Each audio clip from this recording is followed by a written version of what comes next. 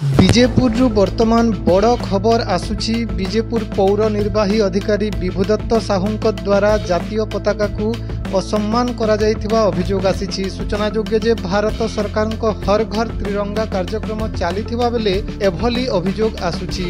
ବିଜେପୁର ପୌର ନିର୍ବାହୀ ଅଧିକାରୀ ଜାତୀୟ ପତାକାକୁ ଓଲଟା ଧରି ଫଟୋ ଉତ୍ତୋଳନ କରୁଥିବାର ଚିତ୍ର ମୋବାଇଲରୁ ମୋବାଇଲ ଘୁରି ବୁଲୁଛି।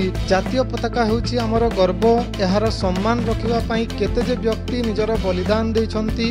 ଜାତୀୟ ପତାକାର ସମ୍ମାନ ରଖିବା ସମସ୍ତ ନାଗରିକଙ୍କ କର୍ତ୍ତବ୍ୟ। ତଥାପି ମଧ୍ୟ ଏକ ଗୁରୁତ୍ୱପୂର୍ଣ୍ଣ ପଦବୀରେ ଅଧିଷ୍ଠିତ ହୋଇ ମଧ୍ୟ ଜାତୀୟ ପତାକାକୁ ଓଲଟା ଧରି ଫଟୋ ହେବା ବାସ୍ତବରେ ନିନ୍ଦନୀୟ ବିଷୟ।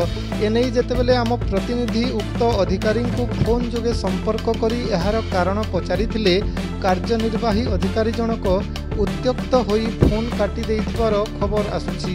ତେଣୁ ପ୍ରକୃତିରେ ଯଦି ଅଭିଯୋଗଟି ସତ, ତାହେଲେ ସର୍ବସମ୍ମୁଖରେ କ୍ଷମା ମାଗିବା କଥା ବୋଲି ବୁଦ୍ଧିଜୀବୀ ମହଲରେ ଚର୍ଚ୍ଚା ହେଉଛି। Hello hello. Sir morning.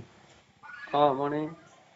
काली जन तिरंगार जन कोले आपन ऑफिस रे जन ओल्टा जन आपन पताका धरि काना कहबे तार ऊपर काना धरछे?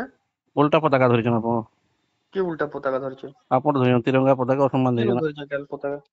आप पाखे अछि प्रूफ अछि फोटो भी अछि हमर पाखे काना कहबे तार ऊपर काना पताका